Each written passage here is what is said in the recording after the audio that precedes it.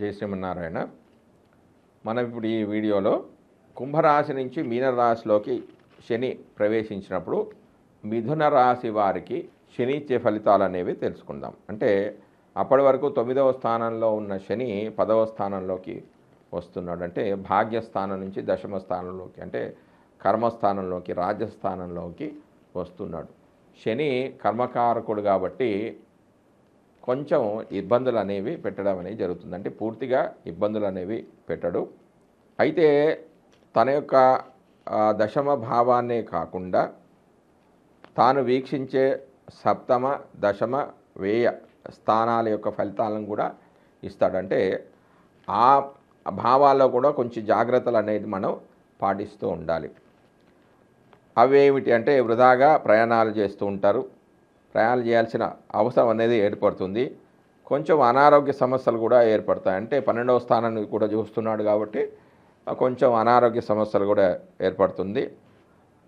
చతుర్థ స్థానాన్ని కూడా వీక్షిస్తూ ఉన్నాడు కాబట్టి ఆ అనారోగ్య సుఖం అనేది ఉండదు, భోజన సౌఖ్యం అనేది ఉండదు. అది చతుర్థం మాతృస్థానం కాబట్టి కొంచెం మాతృ సౌఖ్యం ఉండదు, భోజనం కూడా ఉండదు, నిద్ర కూడా పడుకున్నా కూడా నిద్ర కూడా సరిగా ఉండదు. బంధు నష్టం అనేది జరుగుతుంది, ధన నాశనం కూడా జరుగుతుంది. అంటే 12వ స్థానాన్ని చూస్తున్నాడు కాబట్టి ధన నష్టము. ఏ పని చేసినా కూడా ఈ దశలో ఏ పని చేసినా కూడా తొందరగా అలసిపోతుంటారు.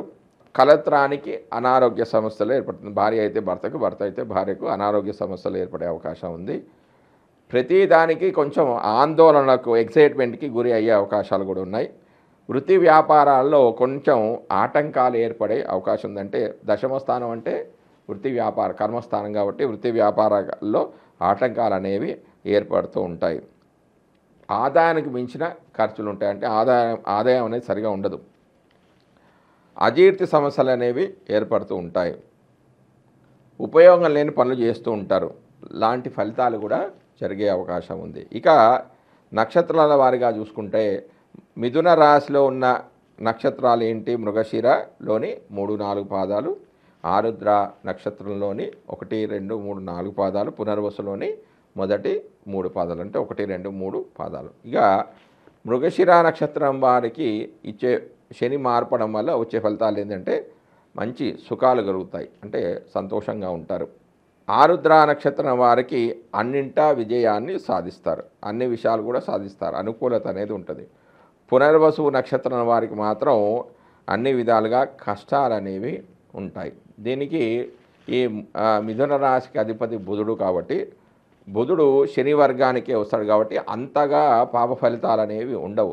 అయినా కూడా శని అన్నిటా విజయాన్ని సాధించాలి అంటే వీరు శనివారం రోజున, అంటే శనిహోర సమయంలో ఉదయం 6 నుంచి 7 గంటల మధ్యలో శనివారం రోజున నవగ్రహాల దగ్గరికి వెళ్ళి నీలాంజన సమాభాసం రవిపుత్రమిమాగ్రజం ఛాయా మహత్తాండ సంభూతం తం నమామి శనేశ్వరం అనే ఒక శ్లోకాన్ని 19 సార్లు చదువుకుంటూ నల్ల నువ్వుల నూనెతో అభిషేకం చేసినట్టయితే మంచి ఫలితాలు అనేవి వస్తాయి.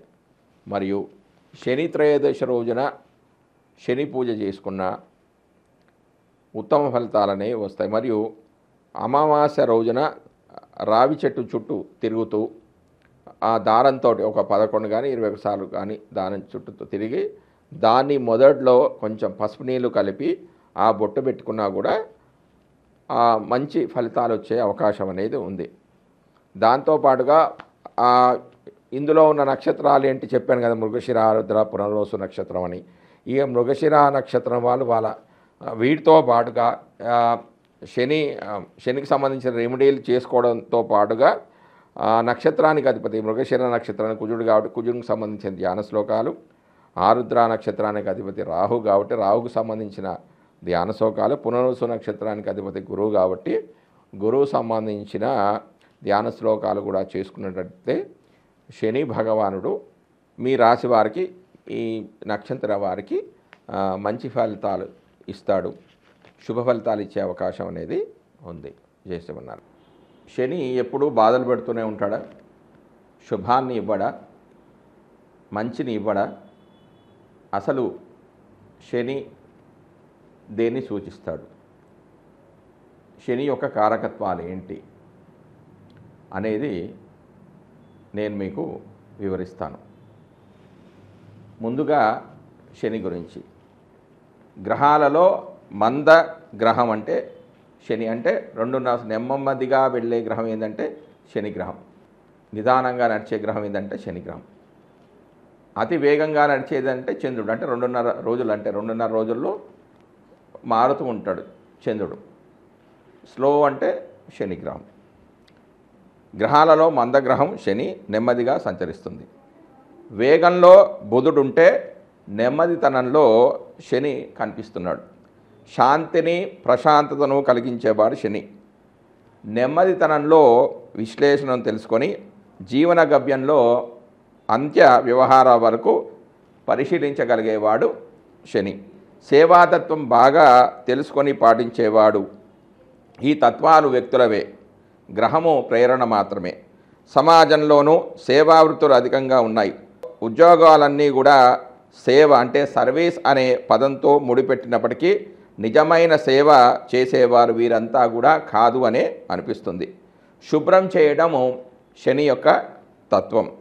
మనస్తత్వాన్ని, శరీరతత్వాన్ని కూడా శుభ్రం చేసి ఆధ్యాత్మిక భావాలను పెంచే శక్తి శనిగ్రహానికి ఉంది. వీధులను శుభ్రం చేయడం వంటి ఉద్యోగ వ్యవస్థకు సంకేతము శని. శరీరంలోనూ విసర్జన వ్యవస్థకు కారకుడు శని. శని కారకత్వం సరైన విధంగా లేకుంటే విసర్జన పదార్థాలు ఎక్కడికక్కడే ఉండి పోతాయి, వెంటనే వ్యాధులు కలుగుతాయి. అందుకే సమాజానికి శని అంటే భయం. అంతేకాకుండా వేగవంతమైన భావన కూడా నెమ్మదిగా పనిచేసేవాడు కావడం వల్ల ప్రస్తుతం ఉన్న వేగవంతమైన సమాజంలో ఇమడిపోవడం కష్టతరమవుతుంది. సమాజ అవసరాలకు అనుగుణంగా మారడం కోసమే శనితత్వాన్ని మార్పులు చేసే ప్రయత్నం చేయడమే శాంతి విధానం. పూజలు, పునస్కారాలు, ఈ ప్రయత్నాలతో ఆకాశంలో గ్రహమేమీ కూడా మారదు. ఆ గ్రహం ప్రేరణగా భావించే శరీరతత్వంలో, మనస్తత్వంలో మార్పులు అనేవి వస్తాయి.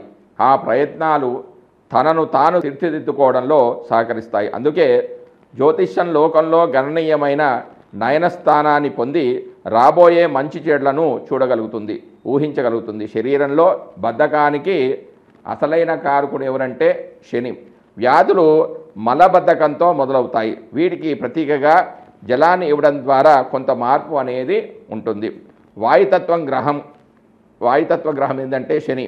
గ్యాస్ ట్రబుల్ అనే కడుపు నొప్పికి కారకుడు శని. అదేవిధంగా వాతతత్వానికి చెందిన మోకాళ్ళ నొప్పులు మొదలైన వాటికి కూడా కారకుడు ఇతనే. విసర్జన వ్యవస్థకు సంబంధించిన అన్ని లోపాలకు శని కారకుడు. ఇవన్నీ వ్యక్తులలో, సమాజంలో గమనించి ఏర్పాటు చేసినవే. బద్ధకాన్ని తొలగించుకోవడానికి అవసరమైన శారీరక శ్రమ, ప్రాణాయామము, యోగాసనాలు వంటి వాటి వల్ల శని వల్ల కలిగే దోషాన్ని తొలగించవచ్చు. శరీరానికి కొంత వేడిని కలిగించే ఆహార పదార్థాలను ఆహారంలో వినియోగించుకోవడం వల్ల కొన్ని లోపాలు నివారించబడతాయి. నువ్వులు, మిరియాలు వంటి ద్రవ్యాలలో ఇటువంటి భావనలు అనేవి ఉంటాయి. వాటి వినియోగం వల్ల శని దోషాలు కొన్ని తొలగిపోయి చైతన్యవంతమైన, వేగవంతమైన మనస్తత్వం అనేది ఏర్పడుతుంది. దాని నుండి శరీరంలోని బద్ధకం అనేది తొలగిపోతుంది. మనసులోని బద్ధకాన్ని తొలగించే ప్రయత్నాలే శాంతి విధానాలు. ఇప్పుడు అసలు శని యొక్క కారకత్వాలు ఏంటి అనే దాని గురించి మనం ఇప్పుడు తెలుసుకునే ప్రయత్నం చేద్దాం.